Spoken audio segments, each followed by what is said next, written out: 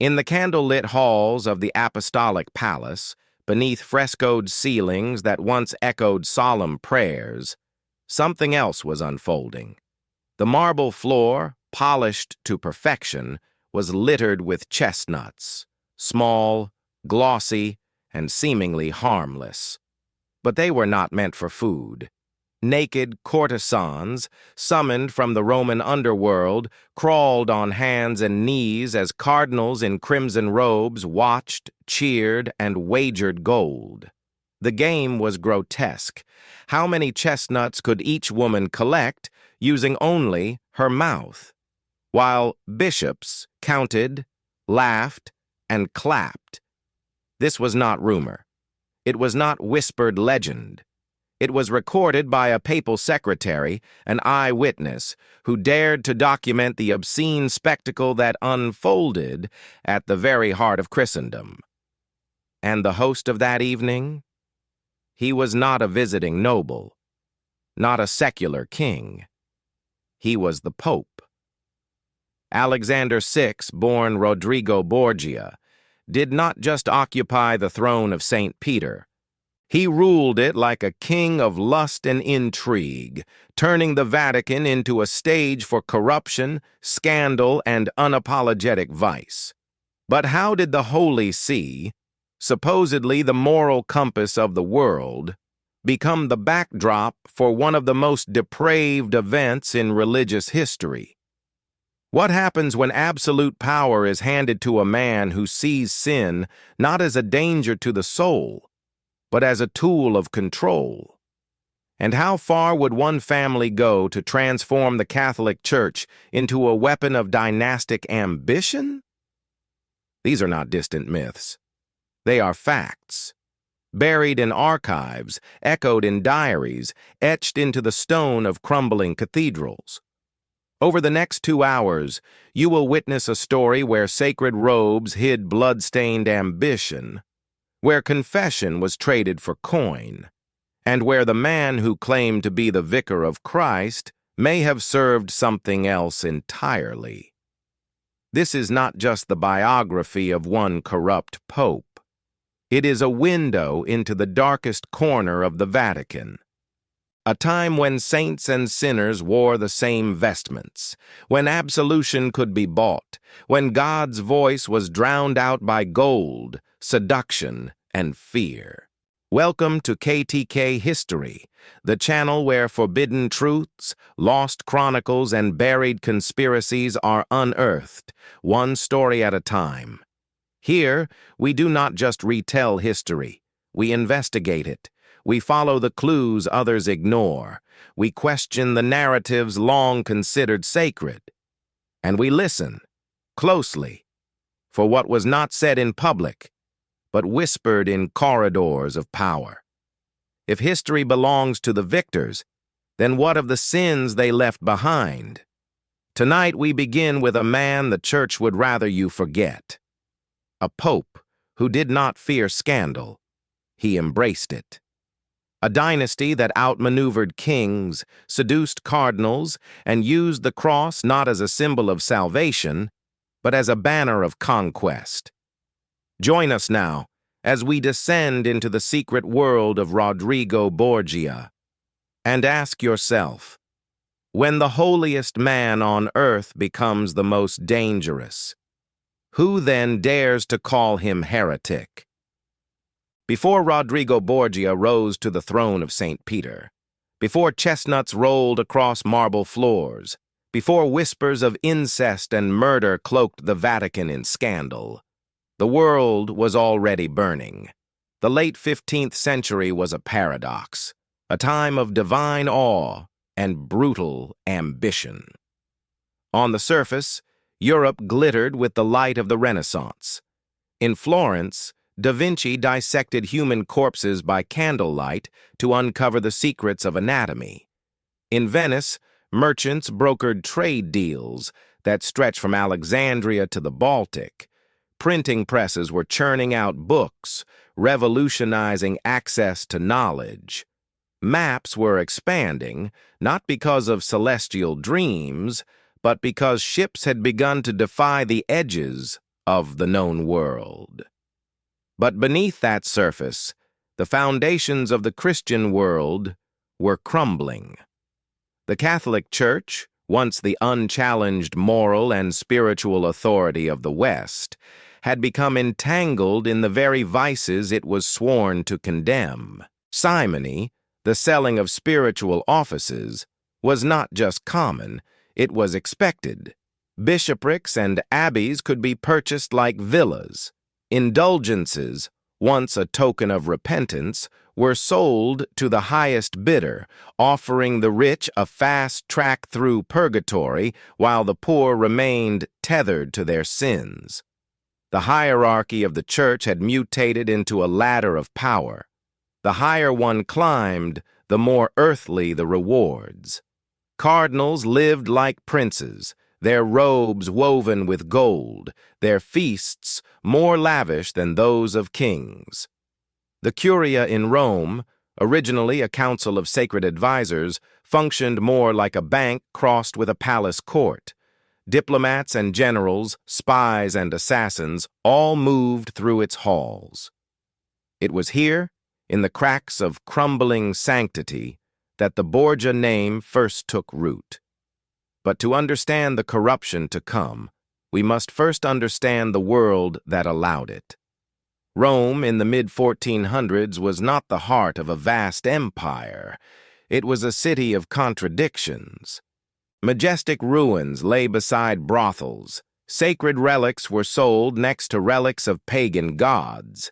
The Colosseum was no longer an arena for gladiators, but a quarry for church builders. And the Vatican, once a place of prayer and contemplation, had become a chessboard for politics. The papacy had been drifting for over a century. Between 1309 and 1377, the seat of St. Peter was not even in Rome. It had been moved to Avignon in southern France, where a string of French popes ruled under the shadow of the French crown. This Babylonian captivity, as it came to be known, broke centuries of Roman tradition and trust. When the papacy finally returned to Rome, the unity of the church shattered. Rival claimants, some backed by France, others by the Holy Roman Empire, declared themselves the true vicar of Christ. At one point, there were not one, not two, but three competing popes, each excommunicating the others, each with their own curia, armies, and supporters. It was not merely a crisis of leadership, it was a crisis of faith. The faithful were left to wonder if even the Pope cannot agree on who is Pope, who speaks for God. The Council of Constance, held between 1414 and 1418, eventually resolved the schism. A new pope, Martin Farftar, was elected, but the damage was done.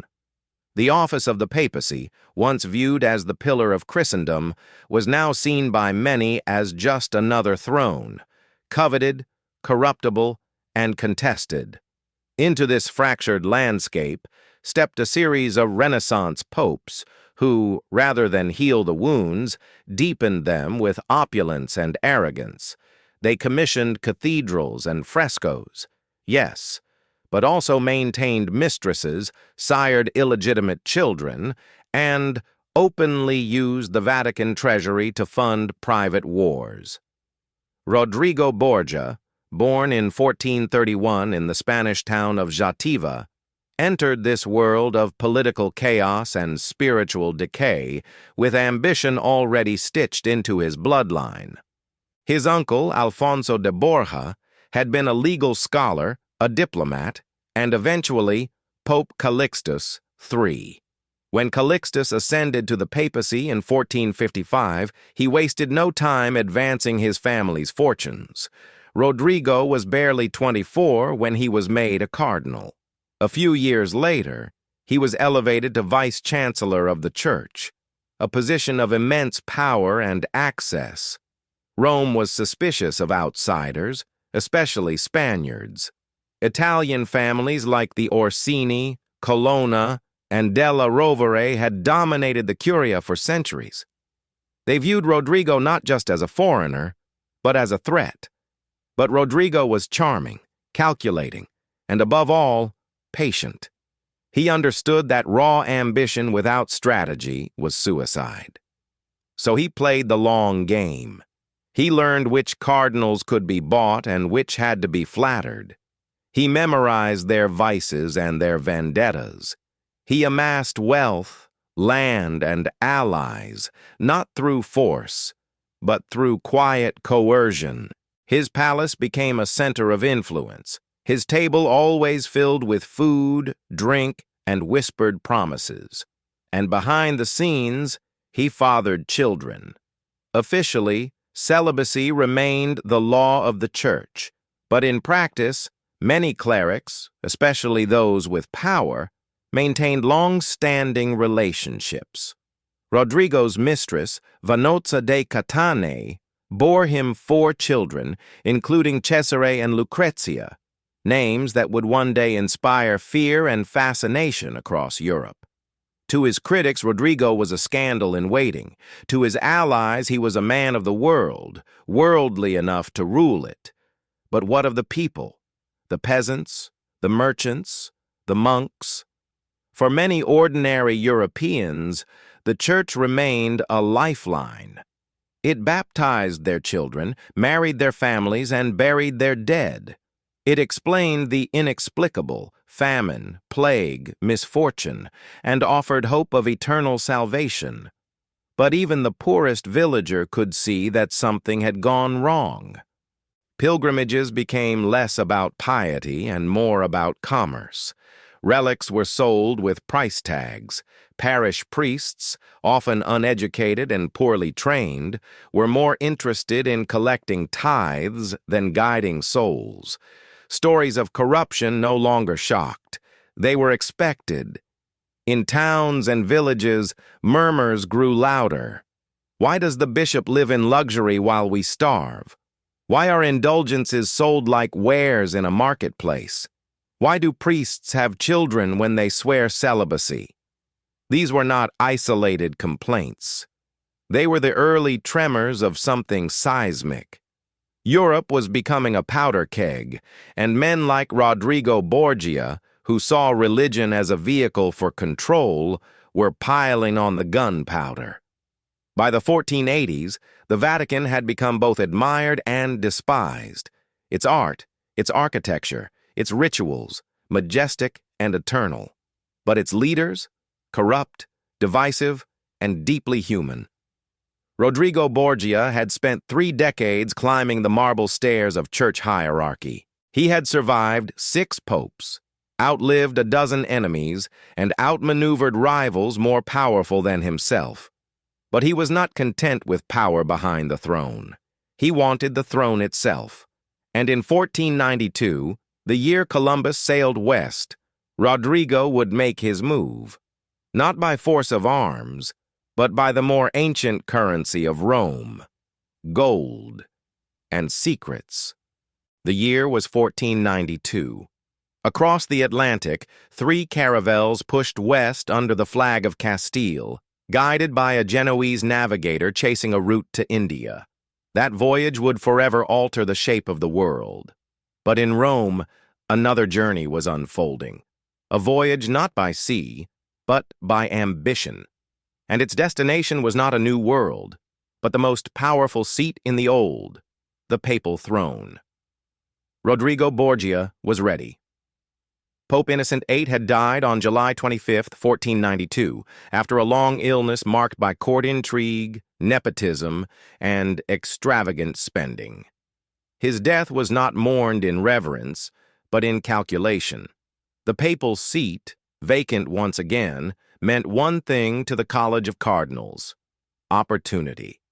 Innocent had 11 illegitimate children. He had sold offices, bartered indulgences, and traded bishoprics as if they were poker chips. In doing so, he had normalized corruption at the highest levels. For many of the 23 cardinals who now gathered in the Sistine Chapel, Rodrigo Borgia did not appear unusually scandalous. He appeared experienced. But the papal conclave is not a coronation. It is a war. fought not with swords, but with secrets, favors, and coin. To outsiders, the papal election was cloaked in mystery. The College of Cardinals retreated behind sealed doors, praying for divine inspiration to guide their vote. White smoke would signal success, black smoke, failure. But behind those locked doors, holy inspiration took on very earthly forms. Votes were traded like commodities. One cardinal might vote for another in exchange for a promised bishopric, a fortified abbey, or a future elevation to cardinalate for a nephew. Allegiances shifted by the hour, breakfast agreements dissolved by lunch. Rodrigo Borgia, now 61, had been preparing for this moment for decades. He knew every ambition, every weakness, every grudge. More importantly, he had the means to exploit them. His chief rival was Giuliano della Rovere, a staunch militaristic cardinal who had long branded Rodrigo a man of sin. Della Rovere had powerful allies, especially in France, but he lacked Rodrigo's subtlety and Rodrigo's gold. Rodrigo did not just bring promises to the conclave, he brought a strategy. He secured the support of Cardinal Ascanio Sforza, a man from one of Italy's most feared noble families. The price? The lucrative position of vice-chancellor of the church, the very office Rodrigo himself held. That post alone controlled thousands of benefices across Europe, an empire of cash, land, and patronage. By giving it up, Rodrigo sent a message. I am ready to pay. More deals followed. To Cardinal Colonna, estates in the Campagna. To Cardinal Savelli, command over a papal fortress. To others, gold, titles, and quiet forgiveness for sins recorded but never punished. Contemporary records, though partial, suggest at least 8 cardinals received direct bribes in exchange for votes. Some historians believe it may have been more than half the conclave. The most damning evidence came not from critics, but from Rodrigo's own allies. One diary noted, Borgia offered everything but the keys to heaven, and even those if he could forge them. It worked. On the dawn of August 11, 1492, after a series of deadlocked ballots and political maneuvering, Rodrigo Borgia was elected Supreme Pontiff of the Roman Catholic Church. He took the name Alexander VI, a gesture meant to invoke the Roman imperial grandeur of Alexander the Great. Rome exploded in celebration. Bells tolled across the 7 hills. Tapestries were unfurled. The streets swelled with cheering crowds, wine, and incense. But beneath the noise, there was unease. Many Italians saw the election not as a divine appointment, but a hostile takeover. The papacy had fallen not to an Italian, but to a Spaniard, one whose family was foreign, whose morals were suspect, and whose ambitions were boundless. Giuliano della Rovere was furious. Though he paid public homage to the new pope, in private he fumed. He called Alexander a beast, a simoniac, a heretic in red robes. He would not forget this defeat, and one day he would return to the Sistine Chapel himself. But for now, Alexander reigned. His first public acts seemed modest. He confirmed traditional offices, visited basilicas, and offered general absolution to pilgrims. But behind the scenes, the machinery of patronage whirred to life. Cesare Borgia, his son, whom he referred to as his nephew, was given increasing responsibilities. Lucrezia, his daughter, was prepared for a politically advantageous marriage. Borgia allies were placed in key dioceses across Italy, Spain, and France. A new age was dawning. Not a spiritual renewal, but a dynastic consolidation. To those with eyes to see, it was clear.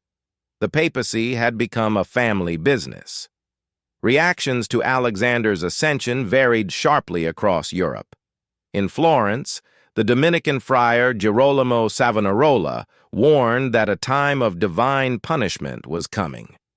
"Behold the harlot enthroned," he preached, calling the Vatican a new Babylon. His sermons grew louder, more apocalyptic, and more dangerous. In France, King Charles VIII hesitated. He had hoped to control the papacy through de la Rovere.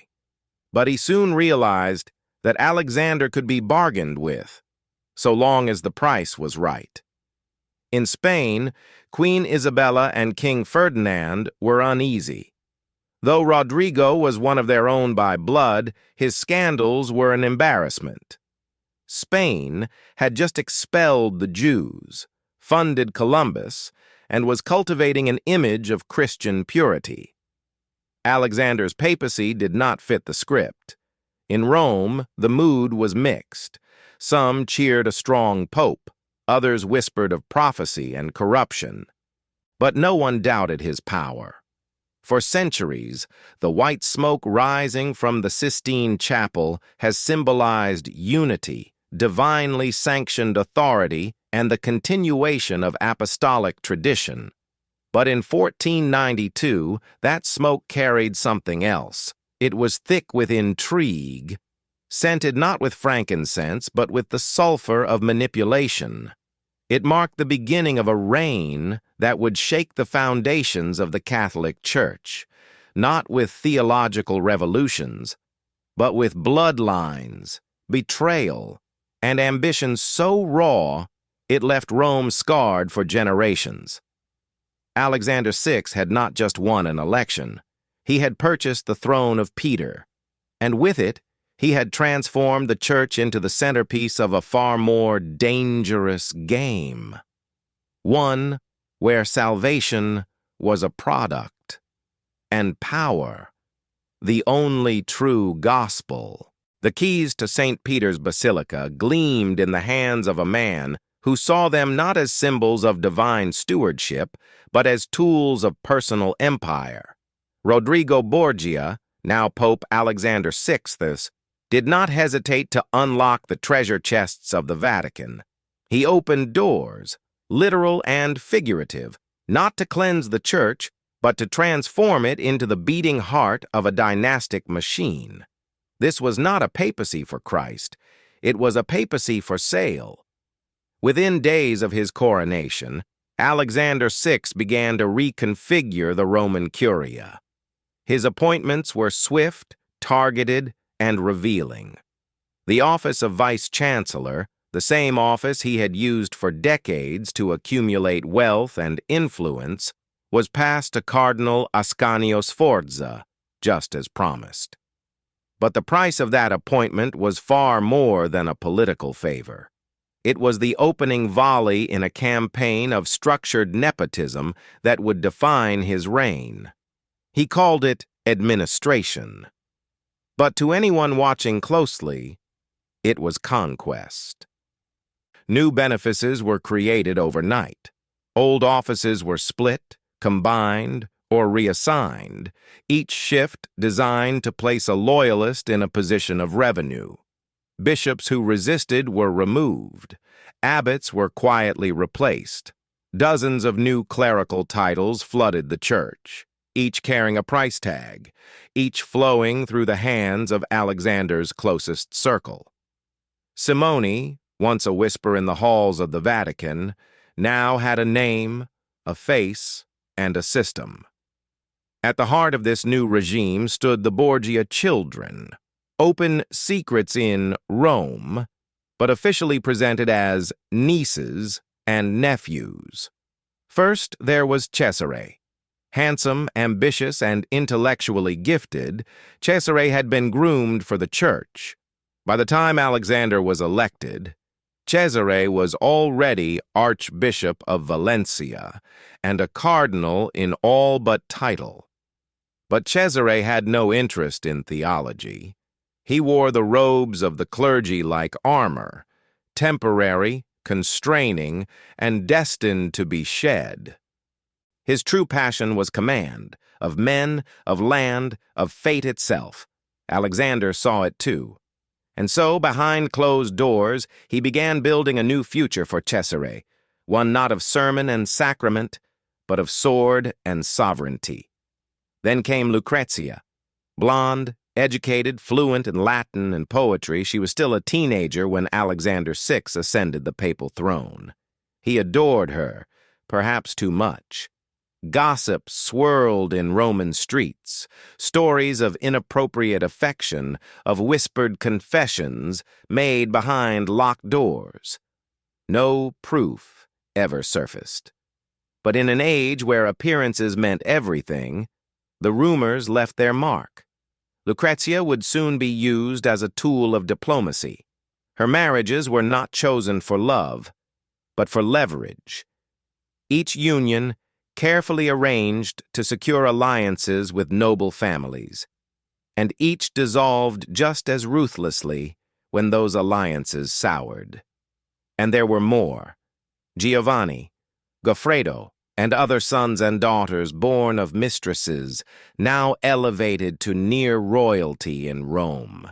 The Borgia name, once a minor Spanish surname, was now etched across the palaces of Italy. The wealth of the church was immense. Pilgrims from across Europe poured coins into alms boxes. Kings donated gold for blessings. Every indulgence sold, every sacrament paid for, every marriage, funeral, and baptism, all of it enriched the Holy See. Under Alexander VI, that wealth flowed in new directions. Funds intended for hospitals were redirected to fortify Borgia estates. Taxes collected from dioceses were funneled into mercenary salaries. Entire regions, such as the Papal States in central Italy, were effectively transformed into private fiefdoms. What had once been the spiritual capital of Christendom now functioned more like a bank with incense. Even sacred relics, bones of saints, splinters of the true cross, and vials of holy blood became bargaining chips in a political economy that knew no sanctity.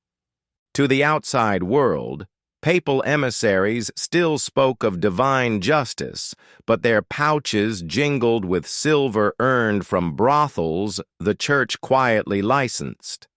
Perhaps the most scandalous practice of Alexander's early reign was the institutionalization of indulgence sales.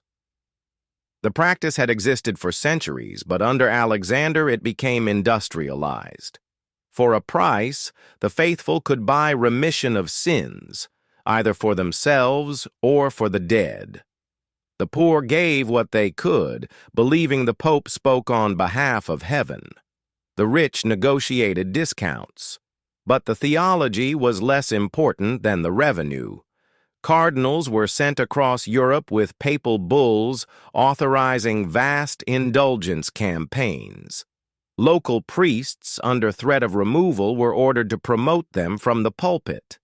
And in Rome, Alexander watched the coin flow upward, every gold florin a step closer to fulfilling his vision. Some scholars estimate that in his first 3 years as pope, Alexander VI collected more wealth from indulgences and office sales than any pontiff before him. It was not faith, it was finance. But even within the church, such blatant favoritism had its limits. By 1494, murmurs began to circulate in the Curia. Cardinals who had supported Alexander began to feel sidelined.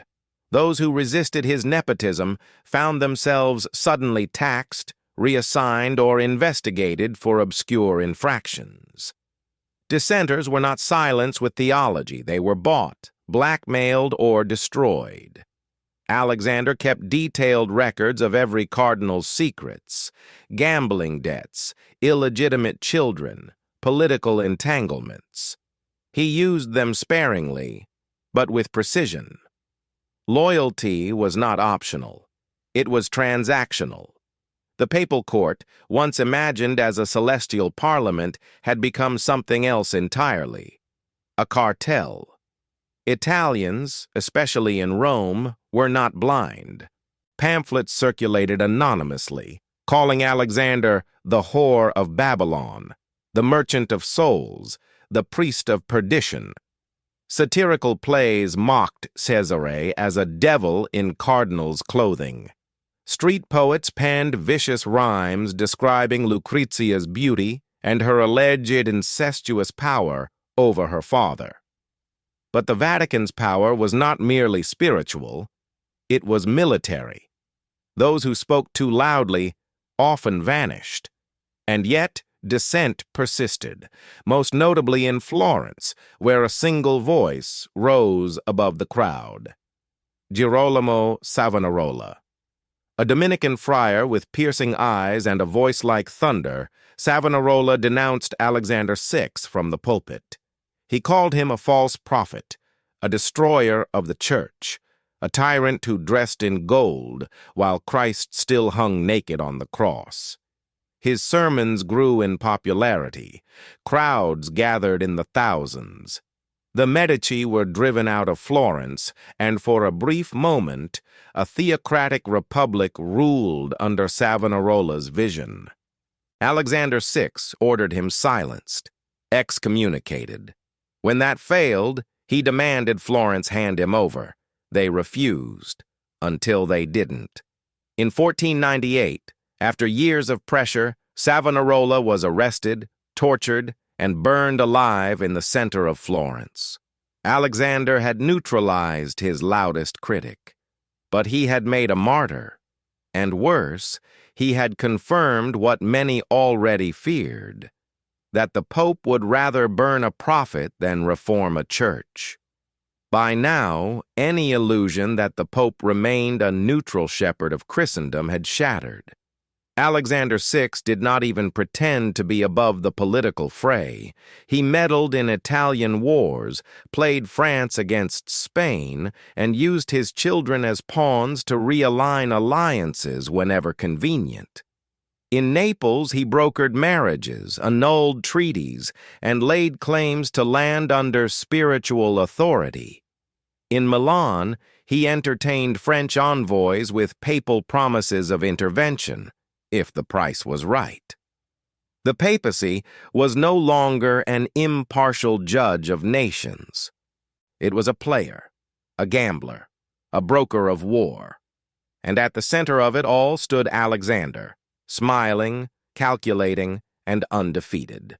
By the end of the 1490s, Rome had changed. The skyline shimmered with new palaces, most commissioned by cardinals seeking favor.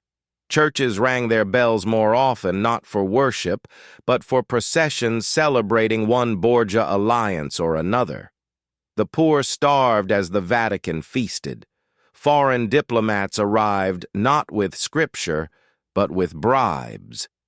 And throughout it all, Alexander's control tightened. No longer was the Pope the servant of servants. He was the master of merchants, the landlord of Rome, and the broker of salvation. In the shadow of St. Peter's Dome, the marble halls of the Vatican echoed with secrets, not whispered prayers, but laughter, sobs, screams. In a palace once built for the shepherds of souls, now lived wolves, draped in silk, scented with myrrh, and anointed not by the Holy Spirit, but by desire, ambition, and violence. This was not a Renaissance court like any other. This was the Borgia court. When Rodrigo Borgia became Pope Alexander VI, he did not merely invite his family into the Vatican. He enthroned them. The Apostolic Palace, once a residence for chaste contemplation, transformed into a royal compound. Apartments were refurbished, gardens expanded, fountains carved.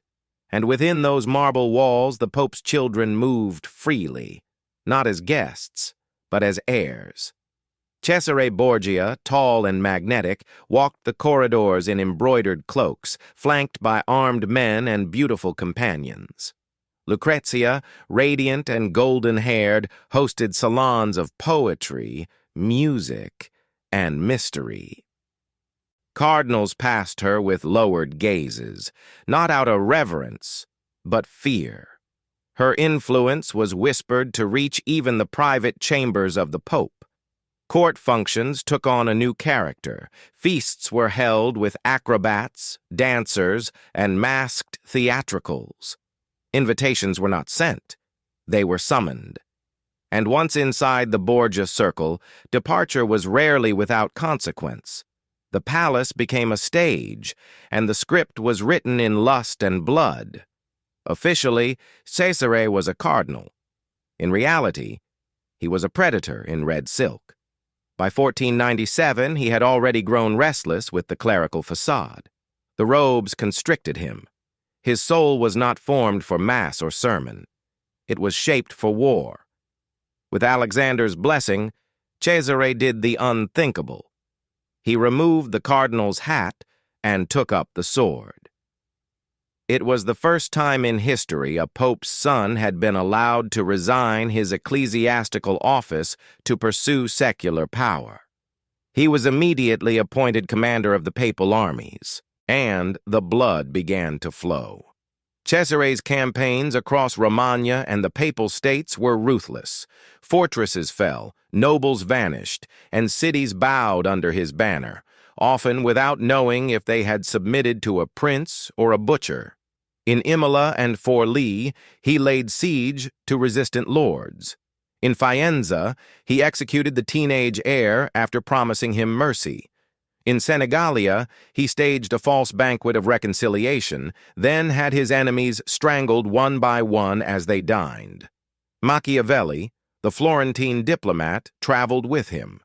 He watched, took notes, and later immortalized Cesare in The Prince as the perfect model of cold, effective power. A ruler who knew that fear lasts longer than love. But Cesare was not merely a soldier. He was a tactician, a showman, a prince in every sense but name. He minted coins with his own likeness. He carried exotic animals in his train. And at the Vatican, he was second only to the Pope, though many whispered he wielded more power. He was called the Valentino, after being granted the Duchy of Valentinois by King Louis XIII of France, a title that made him, officially, a foreign noble, but in truth, a sovereign warlord under the shadow of the cross. If Cesare ruled with steel, Lucrezia ruled with silk. Her beauty was legendary. Her hair, golden as ripe wheat. Her voice, sweet and measured.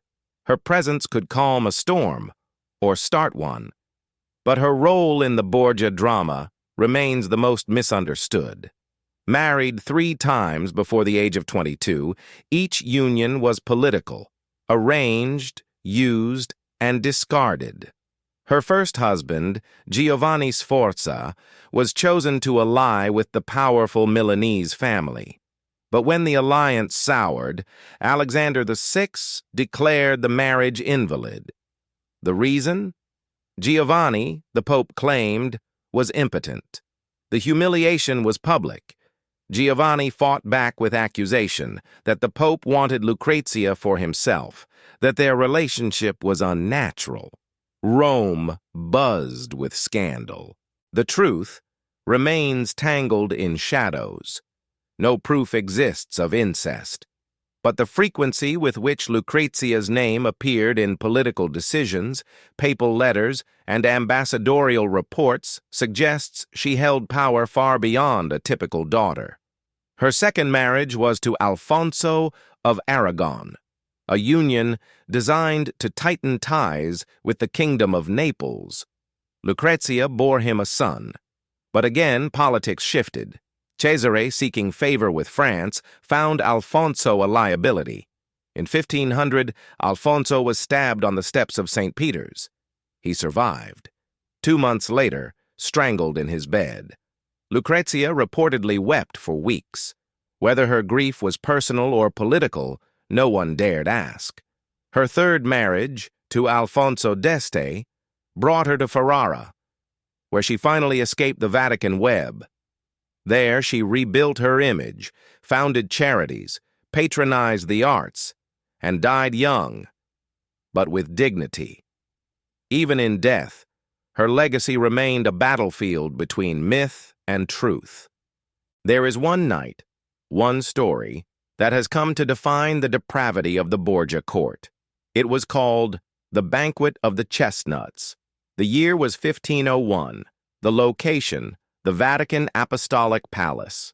The guests, Alexander VI, Cesare, Lucrezia, and select members of the papal court. The evening began with a feast, exotic meats, endless wine, and masked performers. But as night fell, the entertainment darkened. 50 courtesans, according to a witness, were invited to dance, nude. As they moved through the candlelight, chestnuts were scattered on the marble floor. The challenge? For the women to crawl, collect them with their mouths, as the Pope and his cardinals watched, judged, and wagered.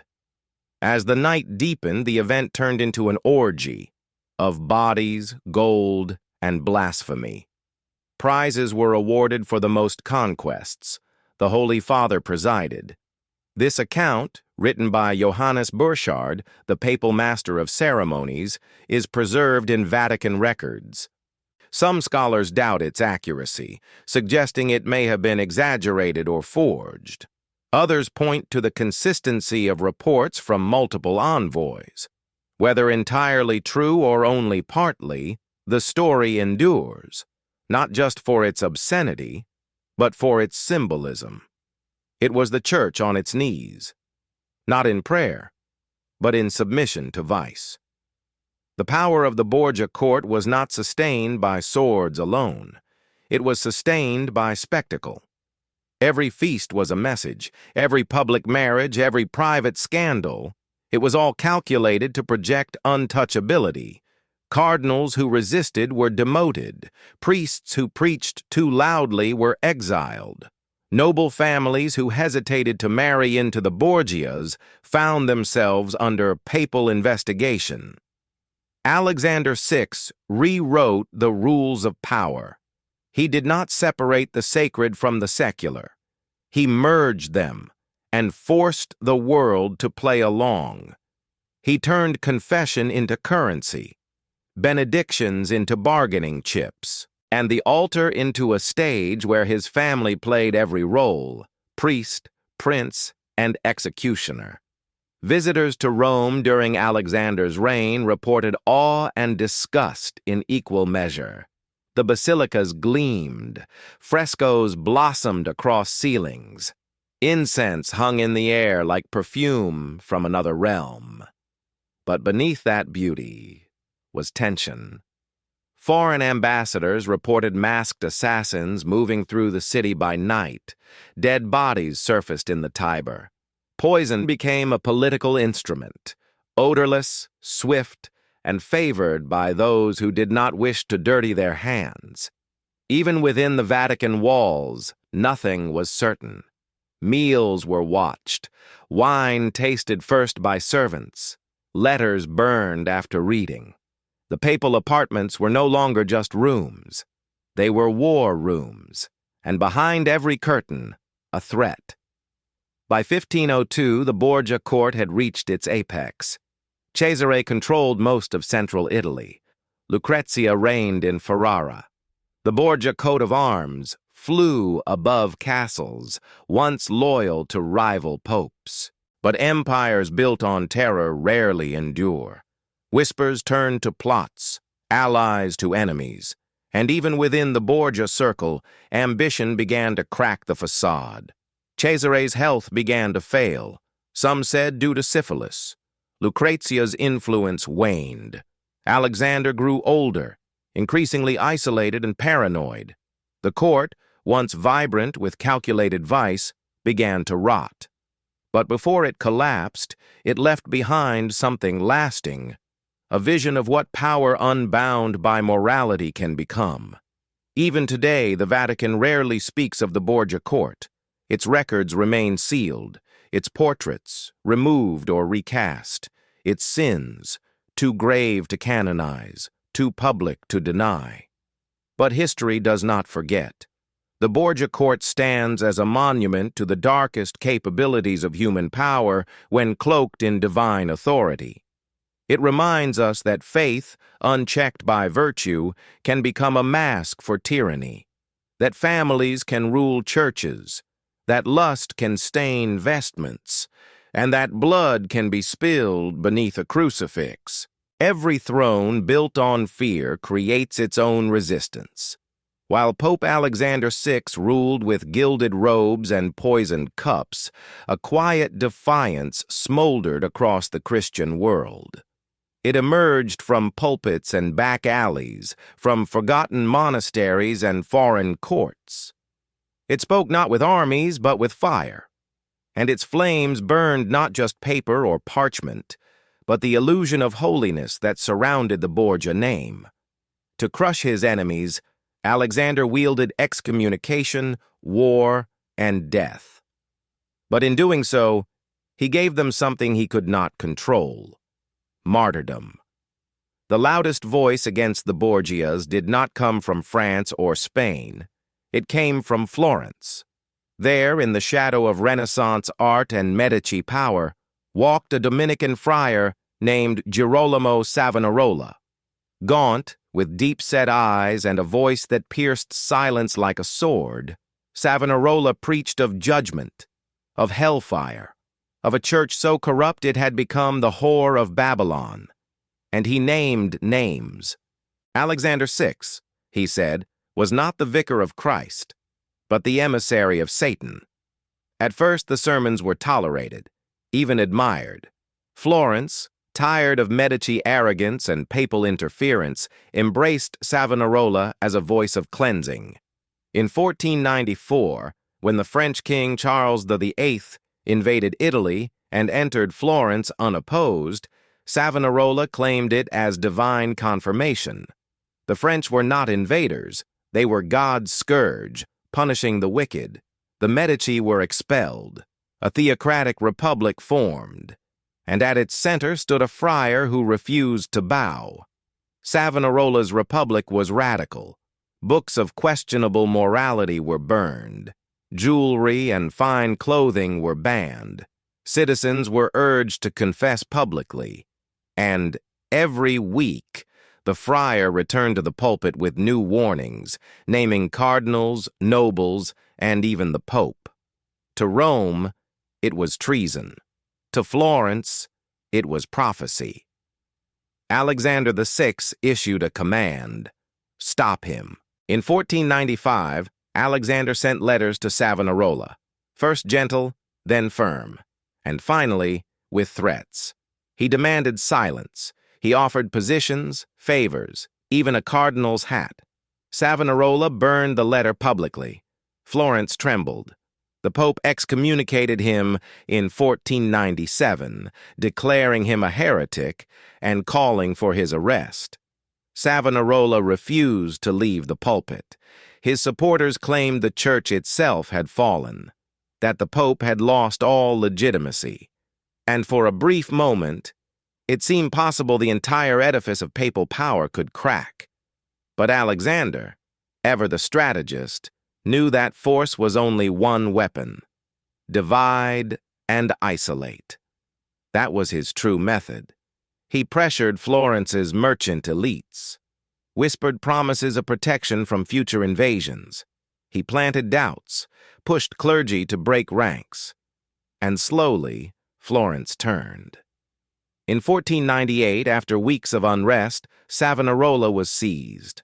Under torture, he confessed to inventing visions, to speaking without divine guidance. The confession was likely forced, torn from him on the rack. But it was enough. On May 23, 1498, Girolamo Savonarola was hanged and burned in the Piazza della Signoria, where his ashes were thrown into the Arno to prevent his burial. But the fire did not extinguish his message. It spread. Savonarola was not the only voice warning of rot at the church's core. Throughout Italy and beyond, theologians and monks began to whisper of reform. Not revolution, reform. They questioned the sale of indulgences, the lavish lifestyles of bishops, the legitimacy of popes with mistresses and children in palaces.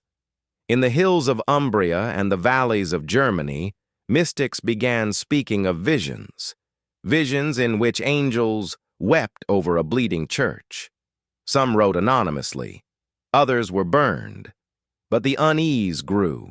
Alexander responded the way he always had, with shows of force. The Roman Inquisition, still in its infancy, was given broader latitude. Trials were held in secret. Accusations required little evidence. A few tortured confessions could silence 100 sermons.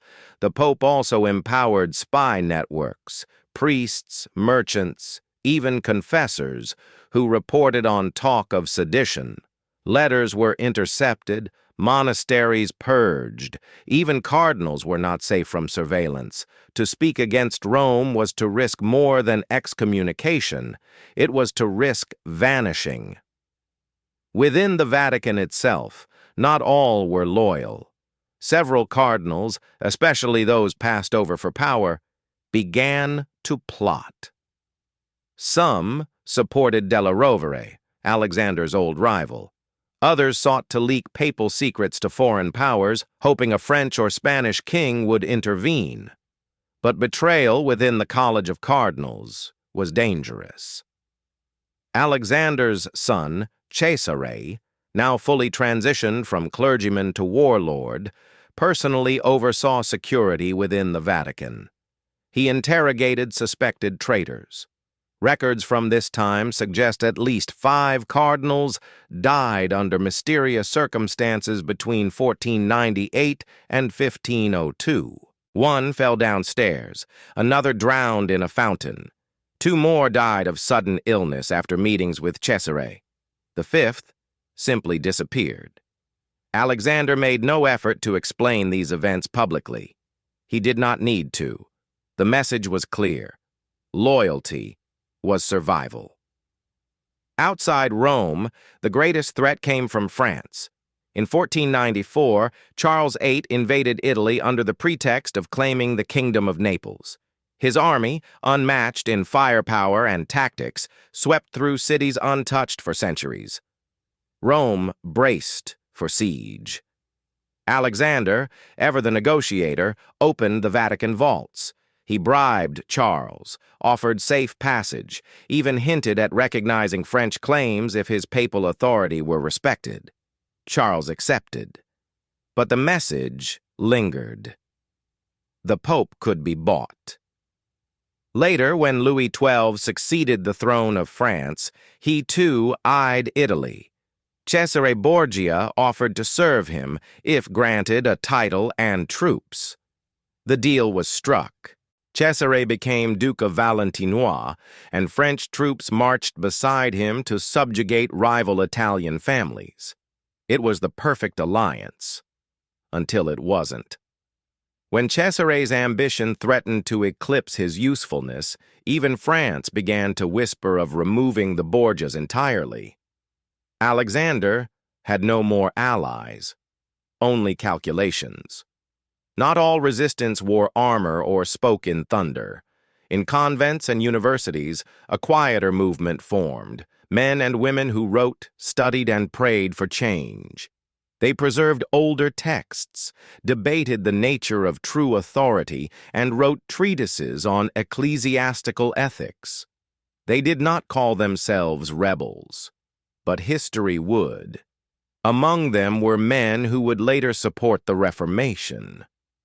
Some would cite the reign of Alexander VI not as an aberration, but as proof that the Church had lost its soul. One of them, a German monk named Martin Luther, was still a child when Alexander died. By the early 1500s, the papacy of Alexander VI was under siege, not by canon, but by conscience.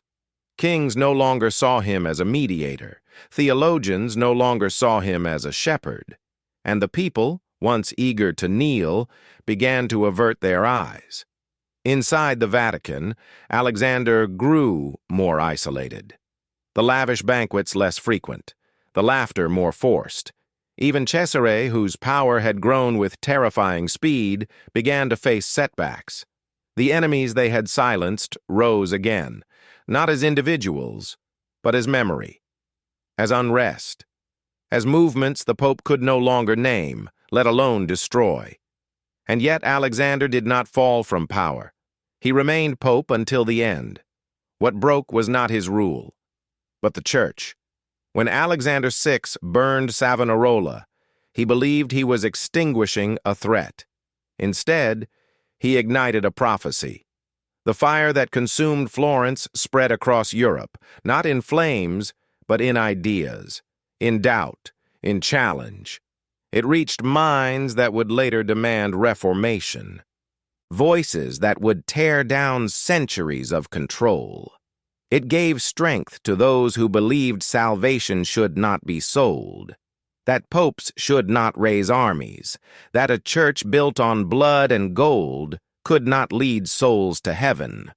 The enemies of the Borgias did not always survive, but their cause did, and their shadow still falls across the marble of St. Peter's. Power built on secrets rarely ends in silence. By 1503, Pope Alexander VI had ruled the Catholic Church for more than a decade. He had reshaped the Vatican, redrawn maps of Italy, and turned his family name, Borgia, into both legend and curse. But even for the most feared man in Christendom, there is one enemy no gold can bribe: death. And when it came for Alexander, it came as mysteriously as his rise, swift, silent, and shrouded in suspicion. August in Rome is oppressive. The sun scorches the stone facades of the Vatican. The air hangs still. Disease festers in the stagnant waters of the Tiber, and even the Pope retreats from the heat into private gardens and shaded halls. On the evening of August 17th, 1503, Pope Alexander VI attended a private dinner at the villa of Cardinal Adriano da Corneto. With him was his ever-present son, Cesare Borgia, now Duke, General, and feared master of the papal armies. The occasion was meant to be celebratory, a reward for loyalty, a sign that, despite mounting opposition, the Borgia machine remained intact. But by morning, both men had collapsed. Accounts differ. Some claimed they returned home with violent fevers, sweating and convulsing. Others whispered of hallucinations, vomiting, bleeding gums, symptoms not typical of simple illness. Within hours, Alexander was incapacitated. Cesare survived. Alexander did not. Almost immediately, rumors spread. The Pope had been poisoned. Some said the Borgia men had intended to poison Cardinal Corneto, slipping the toxin into a bottle of wine, only to drink from it themselves by mistake. Others claimed a rival noble had arranged the murder, bribing a servant to strike at the heart of the Vatican before Cesare could strike first. A few theorists, even within the Curia, suspected Cesare himself. Why? Because with Alexander gone, Cesare could act more freely, without waiting for papal approval, without shielding his actions behind his father's vestments. But the truth remains uncertain. What is known is this: Alexander died on August 18th, after days of agony, and his final hours were anything but holy. When the Pope's death was confirmed, panic gripped the apostolic palace. Not reverence, panic. Servants fled. Cardinals sealed their chambers. Guards stood watch with uncertain orders. And Alexander's body, bloated, discolored, leaking fluids, was left untouched for hours. The papal physicians refused to prepare the corpse. No one wanted to be near it. Eventually, low-ranking officials were ordered to move the body. It had swelled so grotesquely that it could not fit into the coffin prepared. Witnesses described the stench as unbearable. The skin, blackened and ruptured. The face, unrecognizable. Some believed it was the mark of poison. Others called it divine judgment. In any case, the man who had ruled the church with an iron hand was buried without ceremony. No grand procession, no mournful bells. Just a hurried interment in a chapel corner. Years later, even that tomb would be disturbed. His remains quietly moved, hidden beneath a floor tile in the Church of Santa Maria in Monserrato, far from the Basilica of St. Peter. Rome had not only buried Alexander, it was trying to forget him. Cesare Borgia awoke to a world unrecognizable. His father, his greatest ally, was gone. His enemies, once kept at bay by papal decrees and ecclesiastical terror, now advanced. Within days, the College of Cardinals convened to elect a successor. Cesare, still weakened by illness, tried to influence the vote. He had once helped make popes. Now, he was powerless. His chosen candidate failed. Innocent nobles he had threatened began reclaiming their lands. Cities he had conquered rebelled. Even his French allies withdrew support. Cesare attempted to hold Rome by force, but with no pope to grant legitimacy, he was merely a mercenary in a red cloak. By 1504, he was in exile, fleeing through Spain, begging old allies for asylum. He would die in 1507, stabbed to death in a minor skirmish in Navarre. No ceremony, no empire, no redemption. Just a body left on a battlefield, stripped of armor and memory. Lucrezia, by contrast, survived the fall. By the time of her father's death, she was already the Duchess of Ferrara, married into the Este family, one of Italy's most cultured and politically stable dynasties. There, away from the Vatican's poisoned fountains and dying cardinals, she redefined herself. She founded hospitals, supported convents, sponsored artists, poets, and architects. In Ferrara, she became not a symbol of scandal, but of grace. She died in childbirth in 1519, at age 39, after delivering her 8th child. Rome had turned its back on her, but Ferrara mourned. Her tomb remains unbroken, her name reclaimed. Following Alexander's death, the new pope, Pius III, lasted just 26 days.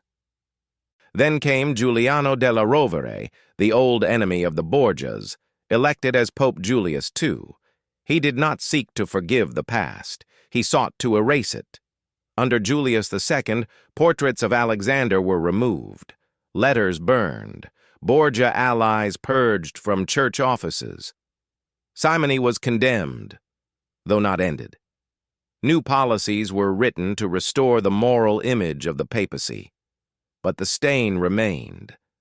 Foreign kings had watched the Borgias with growing alarm. Reformers had recorded every scandal, every sale of office, every public sin. And the faithful, once devout, now doubted. The Vatican could change its face, but not its memory. Alexander VI was never declared a heretic, never formally condemned, but he was never canonized, never held up as a model pope. His name is rarely spoken in Vatican circles, his life almost entirely absent from Catholic hagiography. Yet his impact is undeniable. He accelerated the corruption of the church. He weaponized salvation. He blurred the line between throne and altar, until the Vatican itself seemed more like a principality than a spiritual haven. He did not destroy the church, but he cracked its foundation, and into those cracks, in the decades that followed, would pour revolution. Only 14 years after Alexander's death, a German monk named Martin Luther nailed 95 theses to a church door in Wittenberg. His primary outrage? The sale of indulgences, the corruption of bishops, the arrogance of Rome. Much of what Luther condemned had been perfected under Alexander VI. The Pope was no longer seen as the servant of Christ, but as a king, cloaked in sin. Luther's words became wildfire. Protestantism spread. The church split. And though Alexander did not live to see it, his fingerprints were everywhere, on every accusation, every pamphlet, every protest. He had become, in death, the perfect symbol of everything reformers vowed to destroy. Pope Alexander VI built a throne for his family, but it did not last. He sought eternal power, but died with none. He dreamed of making the church an empire. Instead, he helped trigger its greatest division. The man who had everything, wealth, children, cities, armies, and the keys to the kingdom of heaven, died alone, swollen with disease, buried in haste, and remembered not as a shepherd, but as a warning. A tree does not fall in a single night. It rots first, quietly, beneath the bark, at the roots. By the time Martin Luther nailed his 95 Theses to a wooden church door in Wittenberg in 1517, the Catholic Church had been decaying from within for generations. But no reign embodied the rot so openly, so proudly, as that of Pope Alexander VI. His papacy had not simply exposed the corruption, it normalized it. And in doing so, he planted the seeds of a revolution that would burn across Europe, split Christendom in two, and forever alter the authority of the Vatican. Alexander VI died in 1503, but the effects of his papacy would linger, through the reign of his successor, through the rise of Protestantism, and deep into the 30 Years' War that engulfed Europe a century later. When his body was lowered into the earth, the Vatican did not bury just a man. It buried trust. Because Alexander had done something far more dangerous than simony or nepotism. He had stripped the mystery from papal power. He had made the Pope a politician, a father, a lover, a general, a man of appetites. And once the faithful had seen that truth, they could not unsee it. The Catholic Church had always been more than a religious institution. It was a moral compass, a divine hierarchy that claimed to stand above the kingdoms of men. Even kings and emperors bowed before the Pope, not because of his armies, but because he represented the unbroken line of St. Peter. But Alexander VI had torn away that illusion. When salvation could be purchased, when sons of popes commanded armies, when orgies were held beneath frescoed ceilings, how could the Church continue to claim moral supremacy? Faith cannot exist without belief, and belief cannot survive betrayal. For generations, the common man had knelt before priests with humility. He confessed sins, trusted in sacraments, paid tithes. He believed, fervently, that the Church was the pathway to eternal life.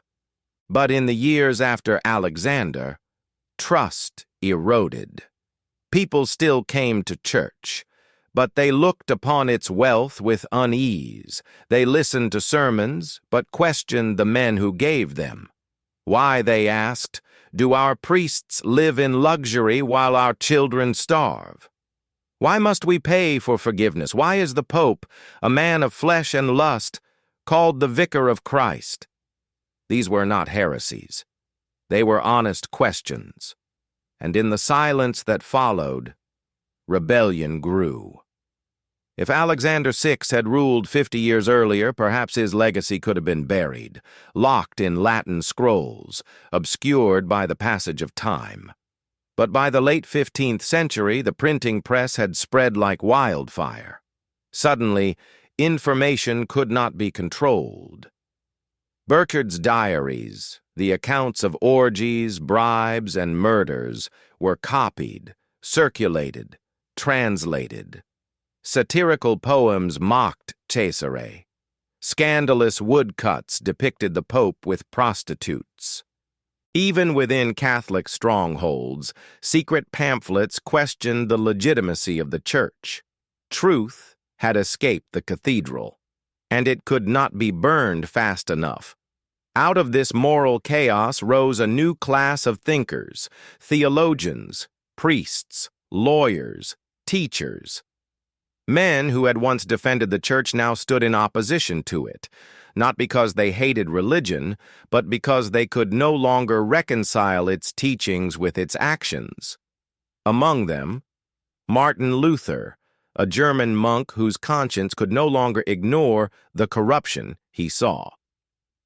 In 1517, he composed 95 theses, statements challenging the theology and practice of indulgences. But beneath the doctrine, his real message was simpler. The Church had lost its way, and the faithful had the right, perhaps the duty, to call it back. Luther's complaints were not abstract.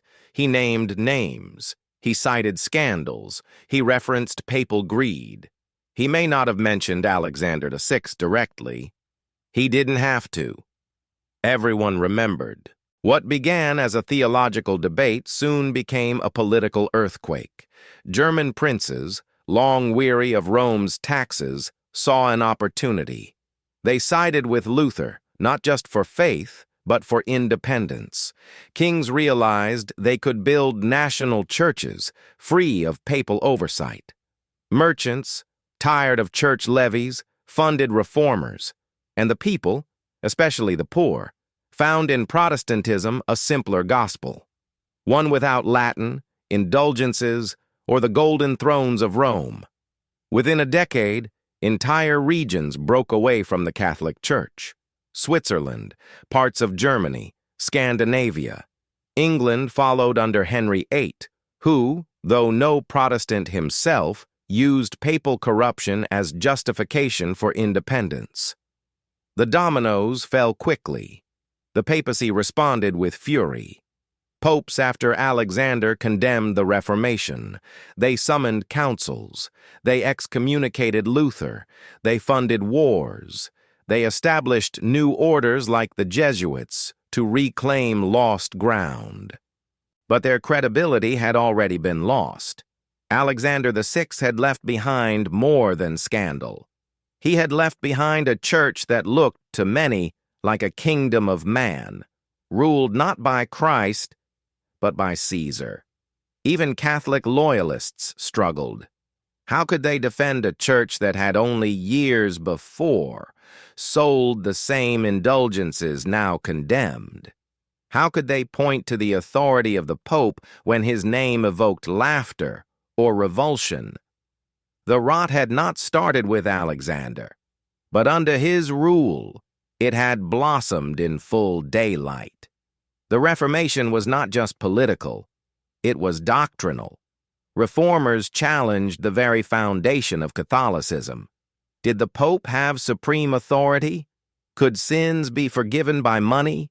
Was tradition equal to Scripture? Under Alexander, these questions had no satisfying answers. His papacy had blurred the line between divine and profane so thoroughly that many began to reject the system entirely. New churches rose. New doctrines were written. And with every new creed, the authority of Rome diminished. Reformers often invoked Alexander VI as the emblem of church depravity. In sermons, pamphlets, and treatises, his name was invoked alongside Satan, Jezebel, and Babylon. He was not merely a man. He had become a warning. John Calvin called the Renaissance popes monsters. English Protestants referred to the days of the Borgia Pope as evidence that the papacy had long since forfeited any claim to divine guidance. The phrase, Antichrist in Rome, did not begin with Luther, but it spread with Alexander's legacy in its shadow. By the mid-16th century, Europe was no longer one church. It was many: Catholics, Lutherans, Calvinists, Anglicans, Anabaptists. Each claimed the truth. Each read the same Bible. Each accused the others of heresy. The spiritual unity that had defined medieval Europe for 1,000 years had shattered.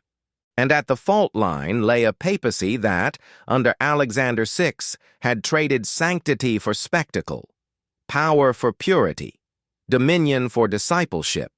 The divisions sparked by the Reformation would fuel wars for generations: the 30 Years' War, the English Civil War, the rise of nationalism, the secularization of the West.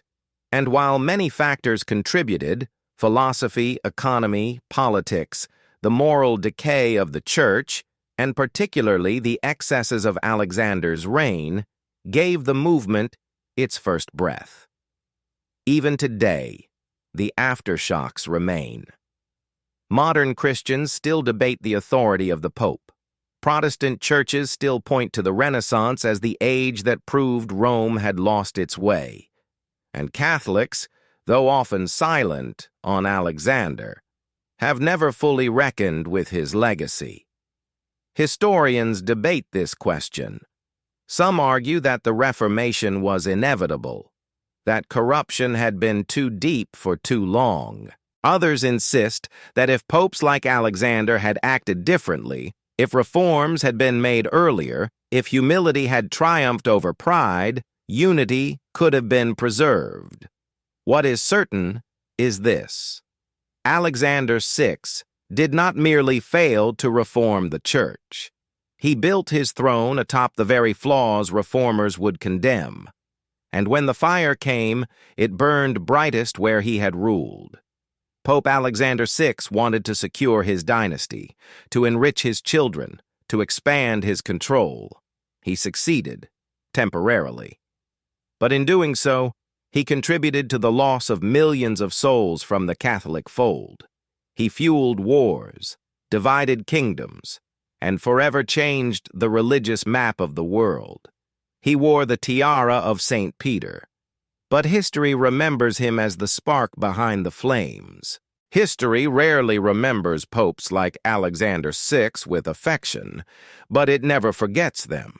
He did not write encyclicals that shaped doctrine. He did not canonize saints or defend orthodoxy in times of crisis. He left behind no volumes of theology, no spiritual reform, no humble witness to the gospel. Instead, he left behind a palace stained by power, a court remembered for its pleasure, and a church struggling centuries later to reconcile holiness with the memory of sin. Rodrigo Borgia may have died in 1503, but the war he ignited within the church still smolders. For centuries, the Vatican tried to erase his shadow. His name is rarely spoken in papal halls, his portrait rarely displayed.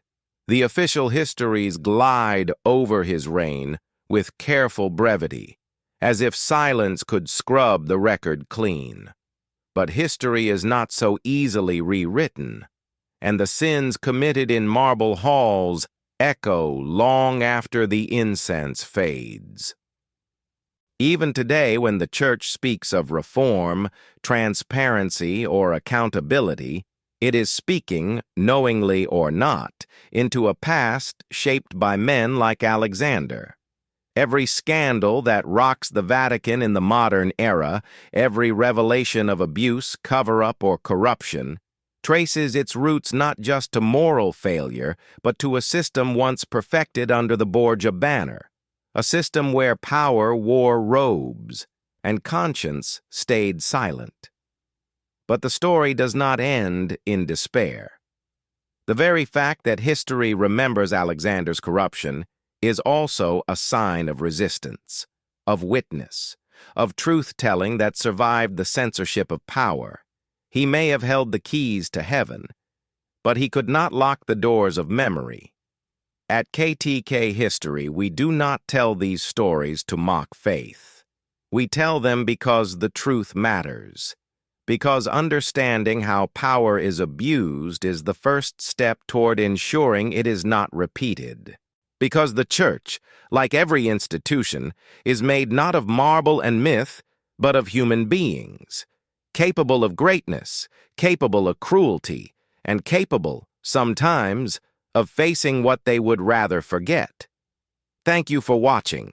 If history leaves you asking questions, keep asking them. And if it makes you uncomfortable, listen closely. The past is not dead. It is a mirror, and sometimes it reflects the face we least want to see. This has been a production of KTK History, where the untold past is never off limits. Subscribe for more stories history tried to bury, and the questions we're still asking.